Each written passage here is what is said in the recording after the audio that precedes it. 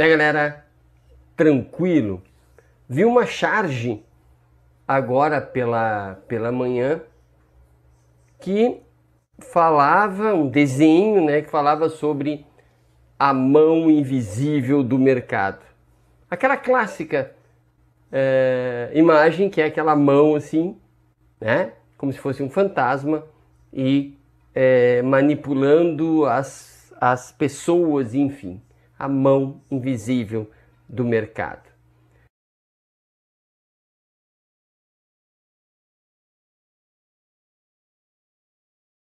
É claro que é evidente que Smith apontou para a importância do mercado como o real sujeito, vamos dizer assim, o real sujeito da história é o mercado e não o Estado. Pois bem, mas eu não pretendo falar sobre esta teoria econômica, vai deixá-la de fundo, assim, ó, e refletir refletir sobre, né, essa ideia do tamanho do Estado e o tamanho do mercado. Devemos aumentar o mercado e diminuir o Estado, deveremos aumentar o Estado e diminuir o mercado, né? Pois bem, algumas reflexões cabem aqui. Uma delas é a questão da segurança. Pessoas seguras apelam menos para o aparato repressivo do Estado.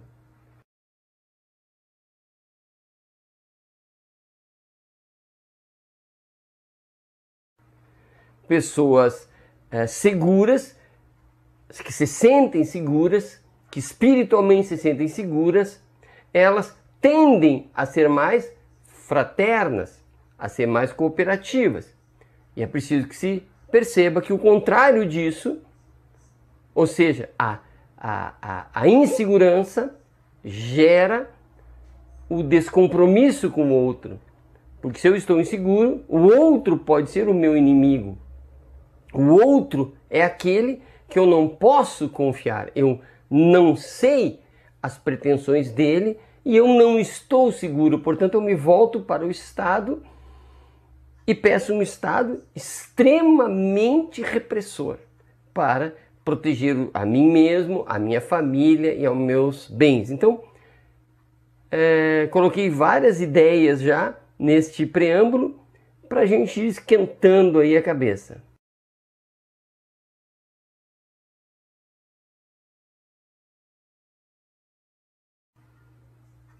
Percebam que eu já trouxe um problema bem complexo.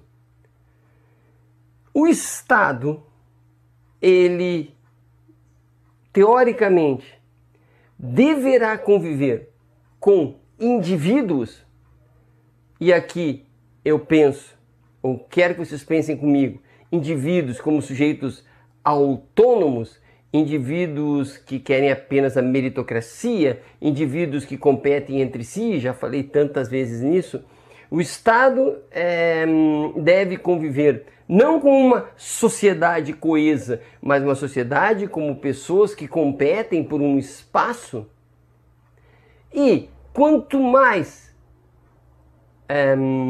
nós pensarmos numa engenharia social para mantermos o Estado funcionando, nós deveríamos imaginar que indivíduos não podem confiarem uns nos outros, porque indivíduos, num momento de escassez, e eu diria que toda sociedade capitalista vive da escassez, porque é a escassez que vai gerar, que vai fazer com que os preços subam, claro, com cuidado em relação à deflação, mas enfim, né? Seria a oferta e a procura, portanto, sempre um momento, sempre é interessante um tanto de escassez para que a meritocracia funcione, para que as pessoas se esforcem. Então, seria a sociedade este ambiente de pessoas que convivem não para cooperar, mas para competir?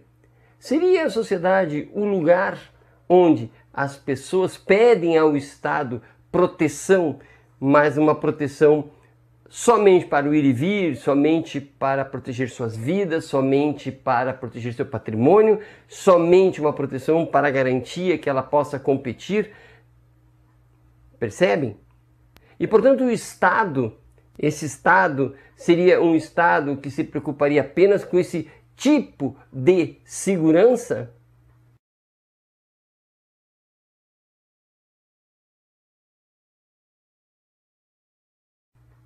Um Estado enxuto, um Estado o mais barato possível, porque se preocuparia mais com as condições de convivência entre os cidadãos para que eles trabalhem, para que gerem riqueza e o Estado administre então a riqueza sem se imiscuir com ela. Ou seja, o Estado existiria para administrar a riqueza para aqueles que as possuem, né? E administrar a riqueza do ponto de vista daqueles que lutam para tê-la, mantendo tudo numa ordem, né? Onde alguns chegarão lá, outros não, mas faz parte da luta. Então seria um Estado que veria a sociedade como esses indivíduos, e o Estado é sabedor de que alguns não chegarão lá,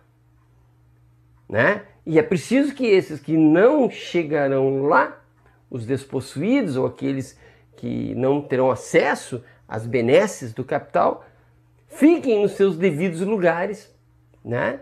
Para que a ordem se estabeleça e tentar, né? Esse Estado pensa em tentar dar o mais possível de segurança para a competição.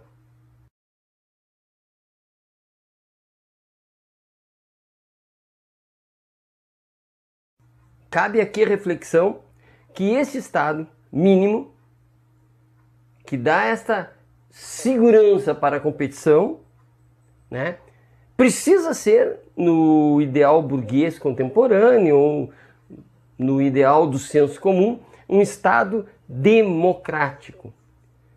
Percebam, ideal democrático que seria o governo do povo, seria o governo de todos.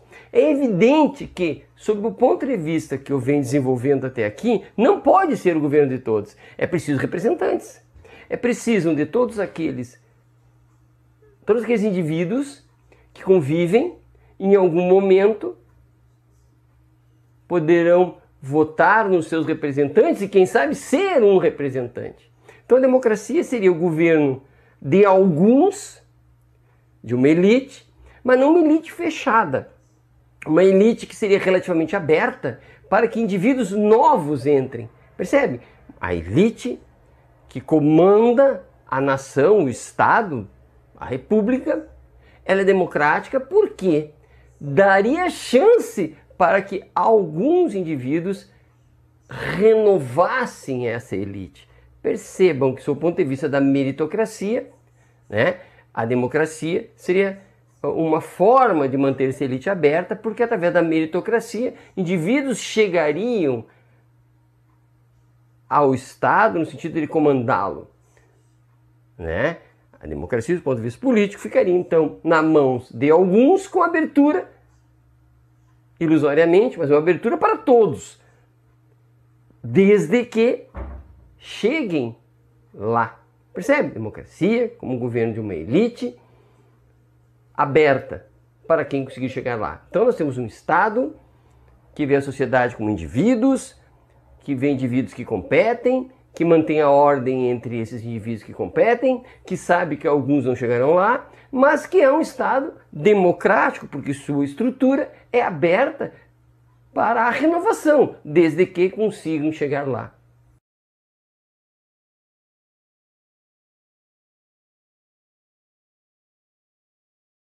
E agora vem onde eu quero chegar. Mesmo com os problemas econômicos, mesmo com o sofrimento que essa estrutura que eu descrevo traz, ela é hegemônica. Se nós pensarmos no Brasil, uma estrutura hegemônica, né? É do senso comum que é assim, mas chega o coronavírus. Chega uma doença que atinge democraticamente a todos, ou melhor, potencialmente atinge democraticamente a todos, do presidente da República ao grande empresário, ao faxineiro. Evidente, alguns morrerão, geralmente quem não tem acesso aos meios de saúde, né, os melhores meios de saúde.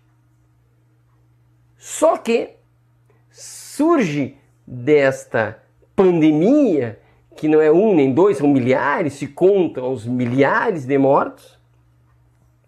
Essa ideia toda que eu trouxe do Estado, essa ideia toda da ordem mantida pelo Estado entre indivíduos, entra em colapso.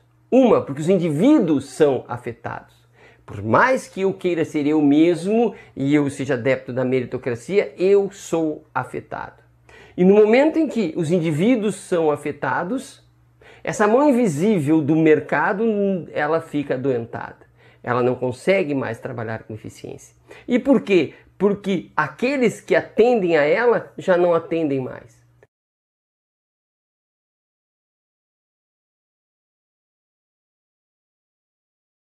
O Estado começa a lidar com pessoas. Por quê?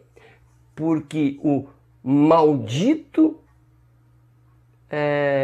poderoso que controla o Estado, que disser que esses indivíduos agora são apenas números e que, portanto, podem morrer sim até milhares, porque talvez milhares não afetem milhões, esse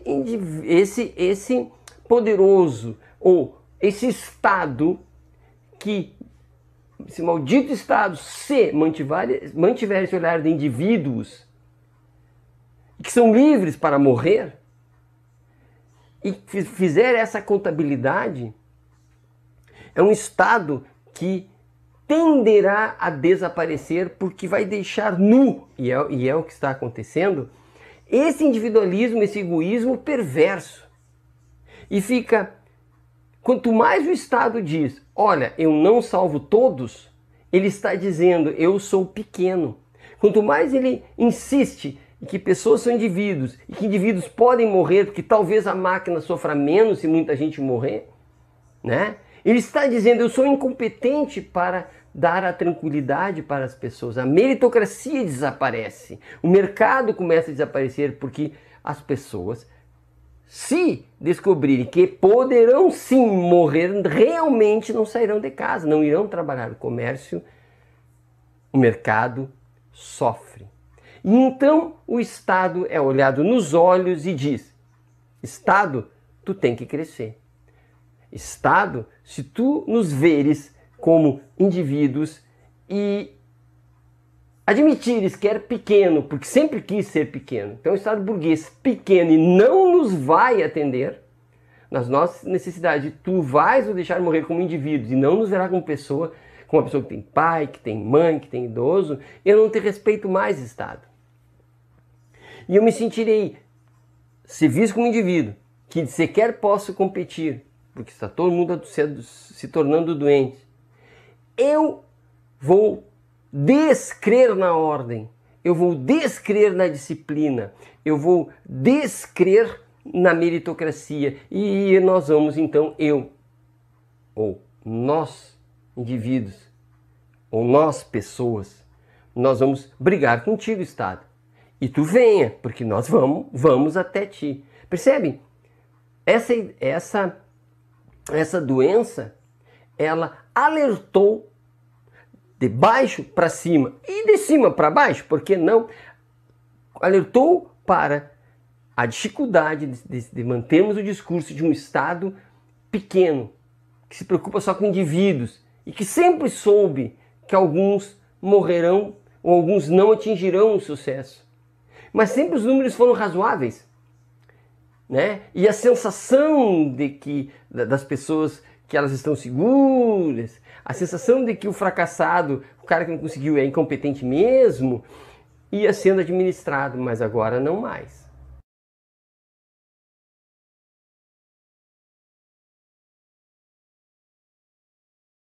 Percebem o problema? Agora é preciso um Estado que dê conta, porque já não é mais a meritocracia, são pessoas agora, são pessoas que sofrem independentemente do mercado. O mercado colapsou. O mercado não tem o que dizer.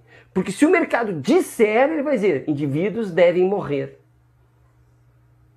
Até um certo número. Depois a gente tenta se equilibrar, girar o mercado. As pessoas se sentindo inseguras já estão nervosas. Então o Estado deverá administrar, o Estado agora grande, empoderado, mesmo gastando, mesmo chutando essa mão invisível, para dar conta dessa situação, desse colapso, vai ter que administrar a violência, porque agora tudo bem que ele tem que administrar a violência, agora a violência já está aí, e já está batendo na porta do Estado. Ele vai ter que administrar de maneira que as pessoas se sintam confortáveis, que as pessoas se sintam seguras, se sintam reconhecidas como pessoas e não como indivíduos que podem morrer, para que a violência não exploda. Então o Estado, detentor do poder e detentor da possibilidade de ser violento, deverá não ser violento, deverá usar o seu poder para trazer conforto e estabilidade emocional, estabilidade na saúde, estabilidade na alimentação, enfim, uma estabilidade social, para que ele possa administrar, mesmo ignorando o Estado, porque agora, ignorando o mercado, porque o mercado não tem o que dizer.